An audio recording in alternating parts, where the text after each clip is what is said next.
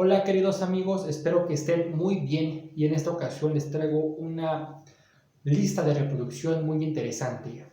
Vamos a estar viendo al panteón griego, ¿vale? Cada uno de los dioses que tuvo para después irlos comparando con los dioses romanos, con los dioses egipcios, con los dioses sumerios, con los dioses hindúes, ¿vale? Con los de nuestra propia América, ¿vale? Como los mayas, los aztecas y etcétera, ¿vale? Los incas, todo el tipo de dioses que pueda haber, ¿vale? ¿Para qué? Con el fin de que podamos ver y contrastar información de miles de años de historia y ver qué hay en común, ¿vale? La arquitectura y muchas figuras en barro son tan similares de un lugar a otro, de la misma época, diferente lugar, o de diferentes lugares de diferentes épocas. O sea, es algo totalmente increíble y que muchos dicen que solamente son simples coincidencias, pero es que no, es como si yo tuviese una idea y todos ustedes la tuviesen también. O sea, no se puede hacer eso, o sea, es como una canción realmente. Como alguien puede reclamar un derecho sobre una canción si quizás otra persona la pudo haber inventado exactamente igual, como en la escuela, cuando nos decían con tus propias palabras. Y dices, es que no puede haber dos respuestas iguales porque la estás copiando. Entonces, aquí, ¿qué es lo que está sucediendo? Porque aquí sí puede haber las mismas deidades con las mismas características o características muy similares, representaciones idénticas, ¿vale? O sea, con el mismo concepto. Y, o sea, dicen, es que eso es casualidad, o sea, ¿y por qué les digo en este ejemplo de poner una respuesta? Te decían, no puedes copiar al otro, no hay dos respuestas iguales. ¿Y por qué habría dos culturas que piensan igual en diferente lugar, en una época en la que no se conocían y en la que estaban separadas por miles de kilómetros? Algunas sí viajaban de un lugar a otro, eran viajeras o eran no colonizadoras quizás, pero o sea, eran muy aventureras, muy nómadas, ¿vale? Pero o sea, eran muy pocas y con base en el tiempo pues se sigue manteniendo esa duda, ¿no? De qué es lo que ocurre ahí. Entonces, para eso estoy haciendo esto. Después, obviamente, primero serán los panteones de diferentes culturas y posteriormente veré si puedo hacer también de templos, de ciudades, de figuras, etcétera, ¿vale? Entonces, aquí vamos a estar viendo el panteón griego y voy a estar hablando de tres dioses, ¿vale? Importantísimos, muy curiosos, ¿vale? Entonces, vamos allá.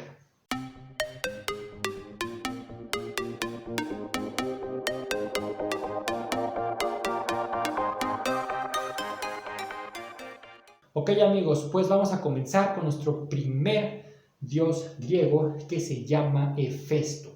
Hefesto es el dios del fuego, de la metalurgia, de las forjas, ¿vale? Del arte, de la escultura. En cuanto a características físicas, se dice que era muy feo, muy feo y cojo, ¿vale? Algo muy peculiar para ser un dios olímpico, ¿vale? De los más importantes, olímpico. Hay dos mitos, ¿vale? O dos historias que cuentan el por qué era cojo. O sea, feo ese sí, era de ley, pero cojo hay dos opciones. Una era que, bueno, su madre era Hera y su padre Zeus. Entonces, Hera, al momento de engendrarlo, que supuestamente ahí fue como un tipo Espíritu Santo, porque nadie le engendró, o sea, fue como de la nada, lo tuvo y ya estaba feo y cojo. Como les digo, al ser un dios olímpico, pues eso era muy extraño porque todos eran muy angelicales, muy hermosos. Y al ser feo y luego de plano cojo, lo quiso esconder de la sociedad. Dijo, no, nadie lo tiene que ver, lo escondo, pero lo expulso del Olimpo. Y lo termina aventando, ¿vale? Del Olimpo y cae en el mar. Otra historia o otro mito es que Zeus y Hera estaban discutiendo y Hefesto se metió a defender a su madre, y entonces como Zeus, todos conocemos a Zeus y vemos cómo hacía prácticamente lo que quería, pues lo agarró de un pie y lo aventó fuera del Olimpo, cayendo en el agua y lastimándose la pierna. En ambas historias, no importa cuál de nosotros escojamos, se va a decir que llega con la ayuda de unas nereidas que vienen siendo similar a lo que nosotros conocemos como una sirena, que se llamaban Tetis y Eurínome. Lo llevan a la isla de Lemnos, ¿vale? Y aquí es donde él comienza con su preparación o con su dedicándose a los metales. Como fue muy bueno, se le comenzaron a encargar demasiadas cosas. Por ejemplo, en una ocasión se le mandó hacer un trono para su madre Hera, pero este, al estar muy sentido de que lo haya escondido, lo haya expulsado, etc., aquí con esto nos podemos dar cuenta que quizá la historia más acertada sea la de que nació feo y cojo y que su madre lo despreció. Y entonces él, al tener ese resentimiento, le crea un trono, pero con unas cadenas invisibles. Y al momento en que ella se sienta, queda atrapada y nadie la puede liberar.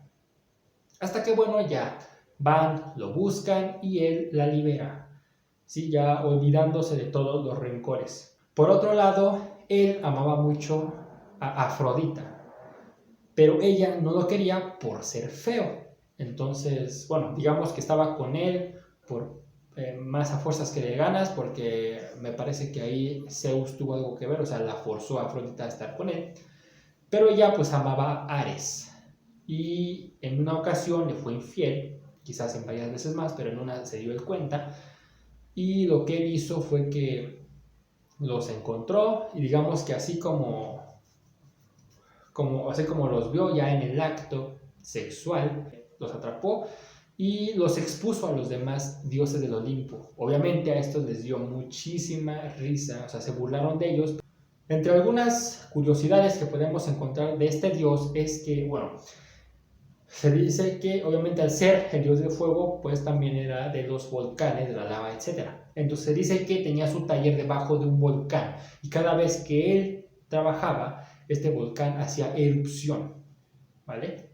Y por eso cada vez que hacían erupción los volcanes, se decía que era él que estaba trabajando. Y sus ayudantes eran los cíclopes. También, pues, como les dije, que hizo muchos trabajos con los metales. Entre ellos están que la flecha del dios Eros, el escudo de Atenea y la armadura de Aquiles que lleva en la batalla de Troya. Fue un dios humilde que siempre estuvo en contacto con los mortales, ¿vale? Ayudándolos a construir sus casas, también haciéndoles trabajo, etc., ¿vale? Y hay un templo llamado Hefestión, ¿sí?, que le llamaban erróneamente Teseión, porque creían que estaba dedicado a Teseo, pero era para Hefesto, entonces es Hefestión, ¿sí? Y bueno, este es representado con un mazo, ¿vale?, en su mano de hierro incandescente, ¿vale? Como dato curioso, pues aquí podemos ver que este dios, obviamente humano, otra voy a decir en las conclusiones, pero obviamente con características muy humanas. Por un lado, pues es muy interesante ver cómo era feo, a pesar de ser un dios olímpico. El segundo dios que tenemos es el dios Hermes, y este es hijo de Zeus y la Pléyade Maya, ¿vale? Hay todavía una controversia en qué es lo que significa su nombre. Algunos dicen que es montón de piedras, otros dicen que es marcador de límites. Bien, o sea, aún no se sabe cuál es la correcta. Se le considera el dios del comercio o el mensajero de los dioses también. Este dios fue muy peculiar porque, bueno, tuvo muchas características humanas. En primera, bueno, tenemos eso que es el de dios de los viajeros también. ¿Por qué dios de los viajeros? O sea, hay un mito que es el de Filemón y Baucis, ¿vale? Y aquí cuenta que Zeus y Hermes se vistieron de viajeros pobres y estaban tocando en cada casa que pasaban. Todos los rechazaron, a excepción de Filemón y Baucis. Ellos los recibieron, les dieron agua, les dieron de comer, los ayudaron a limpiarse.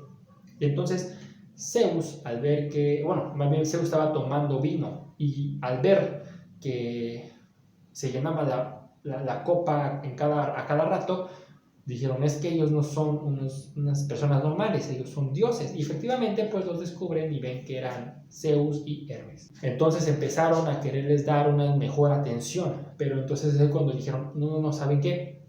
Eso ya no es necesario. Lo que queríamos nosotros demostrar, o sí demostrar, era a ver si ustedes tenían ese espíritu de ayudar a los demás.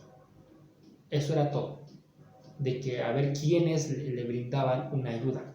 Y entonces ahí fue cuando en esta casa de Filemón y Baucis crean una iglesia, una catedral, no recuerdo bien, y a las demás casas las inunda como castigo.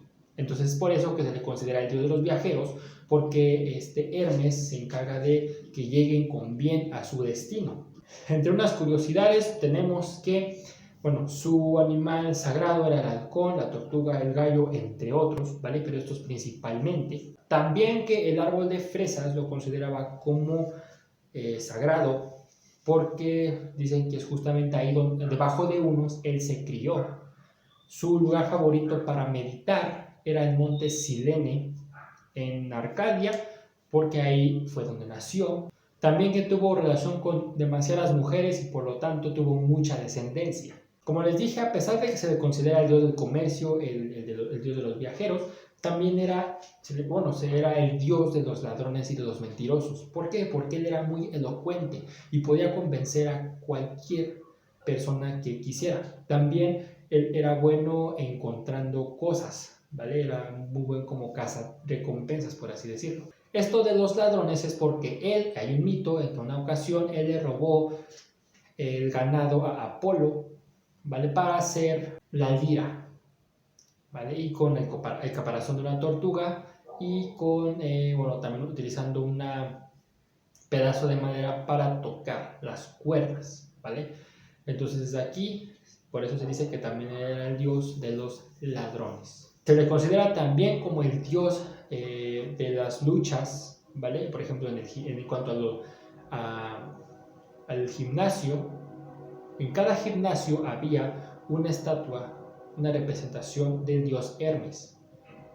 Todos los luchadores, ¿vale?, lo respetaban mucho. La celebridad que tenía a su nombre se le llamaba Hermaea, y en ella solamente asistían los luchadores, ¿vale? Nadie más podía asistir a esa fiesta. Por ejemplo, se le consideraba que traía mucha suerte, en este caso en la batalla de los troyanos contra los griegos. Bien, y para representación, pues tenemos que siempre era joven, que tenía un gorrito, un casco con unas alas aquí a los lados, y eso lo hacía invisible. También tenía unas sandalias, ¿vale? Que tenían unas alas a los lados, y eso era para que pudiera volar o para que no pudiera nadie ver su rastro. Por ejemplo, cuando se raptó al ganado de Apolo, pues nadie pudo ver su rastro porque él iba flotando e iba borrando el rastro del ganado. También hay algo que se considera como la vara de heraldo, y es prácticamente una vara con unas alas en cada lado y dos serpientes enrolladas, ¿vale?, alrededor. Y esta se utiliza mucho para la medicina y el comercio. Principalmente en la medicina lo podemos llegar a ver, pero hay otra que se conoce como la vara de Esculapio, y esta es realmente más, esta se le asociaba con el dios Asclepio, que era un médico. Entonces, por lo tanto, la vara de Esculapio es solamente una vara y tiene a una sola serpiente enrollada en ella. Esta es más acorde con la medicina que con la vara de heraldo, que ya después fue utilizada para ambas cosas. El tercer dios que tenemos es el dios Hades, y este era el dios del inframundo y el que daba las sentencias a los muertos que llegaban ahí. Este era hermano, bueno, era hijo de Cronos y Rea, y sus hermanos eran Zeus, Poseidón, Demeter, Hestia y Hera. Hay un mito en el que Hades y Perséfone, que fue su esposa, bueno, dice que en él Hades la rapta y la obliga a casarse con él, la lleva al inframundo y la obliga a hacerlo. Le empieza a contar, le empieza a decir que todas las características que él tenía para que ella viera que sería un buen esposo, etc. Ella se convence y él le da de comer una granada. Ella se la come y pues todo bien. Pero la madre de esta Perséfone era Demeter, o sea, su hermana, y esta, al no saber nada de su hija, lo que hace es que trae una maldición a la tierra en la que había pues hambruna. Y para que no continuara con eso, Zeus se mete ahí y envía al dios Hermes, que acabamos de ver de él, para que convenciera a Hades de que la dejara libre. Aquí vemos por qué ven cómo era muy elocuente y siempre lo utilizaban a él para que convenciera al dios de que la liberara. El cometido se logra de que Hades libere a Perséfone, pero esta Demeter le dice que ella, si no había probado nada en el inframundo, o sea, como la granada, ella podía regresar, pero si es que ella había comido algo, ya no podía hacerlo. Y es ahí cuando ella dice, no, pues es que si me comí una granada, etc. Ella también ya lo sabía. Y entonces ahí esta Demeter le dice que solamente va a poder ir a la Tierra los días más calurosos y se va a tener que ir al inframundo los días más fríos. Y este mito es el que nos explica el porqué de las estaciones del año, de invierno y primavera principalmente. A pesar de que era el dios del inframundo, no era malo, o sea, no era como considerado un dios malo, por así decirlo. Era más bien justo. Y aquí hay una prueba en el mito de Orfeo y Eurídice, en el cual, pues bueno, Eurídice muere y Orfeo va al inframundo y le pide a Hades que la libere, que le dé una segunda oportunidad. Hades le dice que sí, le acepta, pero le dice que tiene que salir del inframundo sin voltear a verla a ella. O sea, sí, él iba a tener que estar así viendo hacia la salida, iba a tomar su mano así por atrás y Hades le iba a dar la mano de su amada Eurídice. Pero él no podría voltear para ver si era ella o si era otra persona, ¿vale? Le dijo, tienes que salir de aquí así. Si no lo haces, entonces el trato se rompe y ella nunca más volverá a la tierra. Orfeo acepta y se va. Pero la duda se lo come y dice, es que no sé, no estoy seguro de si es ella o me habrá engañado. Entonces, antes de salir del inframundo, él voltea y se da cuenta de que sí era Eurídice, o sea, su amada. Pero al haberlo hecho antes de haber salido, pues el trato se rompe y Hades vuelve por Eurídice y para siempre y ya nunca más regresa con Orfeo. Entonces aquí eso nos quiere decir que sí, o sea, se podía llegar con un trato con él, pero él, o sea, ya aclarando bien las cosas, pues hacía justicia de su palabra y de lo que se había acordado. Datos curiosos es de que se dice que este dios pues nunca se dejó llevar por su deseo sexual. Inclusive cuando estaba con su esposa Perséfone, él intentó tener relaciones con dos ninfas diferentes, pero pues ninguna de ellas se pudo llevar a cabo, pero solamente con dos. O sea, no fue algo como lo que vemos hoy en día, que a cada rato todo se aloca. Se dice también que el inframundo, bueno, no era tan difícil de escapar de ahí, porque inclusive Hércules y Teseo lograron hacerlo, aunque sea obviamente solamente una vez. El inframundo tenía 3 divisiones, ¿vale? El primero era el Eliseo o los campos elíseos, ¿vale? Y en este estaban todos los buenos, ¿vale? Eran lugares paradisíacos. El segundo lugar eran los campos asfódelos, y estos eran se quedaban aquí las almas que pues ni buenas ni malas, sin virtudes y como que pues daba igual. si se quedaban ahí o no, o sea, como que no representaban algo importante ni algo tan malo para la población, ¿vale? Y por último tenemos a el Tártaro, y aquí sí estaban todas las personas malas, y de aquí pues obviamente ya no sabía, y era un lugar de mucho sufrimiento. Aunque también había un lugar, ¿vale?, que se llamaba el Jardín de las Hespéridas, y aquí estaban las almas que habían sido recompensadas, y era un lugar muy bonito, agradable, y que se podían quedar a vivir ahí por el resto de la eternidad. Aquí ya viene algo muy interesante que es muy similar a la mitología egipcia, porque, bueno, las almas estaban, ya cuando morían, obviamente, pues tenían que cruzar un río, y este río era el río Aqueronte, que tenía que pasar por una barca que conducía un caronte, ¿vale? Y este cobraba una moneda por cada alma que estaba ahí a la orilla del río. Esta moneda se le ponía a los difuntos en la boca al momento de morir, para que tuviera cómo pagarle a este caronte. Y las almas que no tenían ni familiares y no les habían puesto alguna moneda, ellas se quedaban en la orilla para siempre, sin siquiera llegar realmente a lo que era el inframundo en sí. Del otro lado del río estaba el guardián, era el Cerbero, y este era la mascota de Hades. Era un perro de 3 cabezas con cola de serpiente, bueno, de hecho toda, como que de su espalda a su cola era una serpiente, y este era el guardián del inframundo, y este era el que vigilaba quién entraba y quién salía. O sea, nadie podía salir, pero tampoco nadie podía entrar. Como en el caso de Hércules y Teseo, que les dije que ellos sí pudieron escapar de ahí, fue porque de alguna forma durmieron por ejemplo, en el caso de Teseo, que durmió al Caronte con sus melodías, o inclusive pudo haber sido que lo hayan engañado. De alguna otra forma, ellos pudieron entrar solamente así.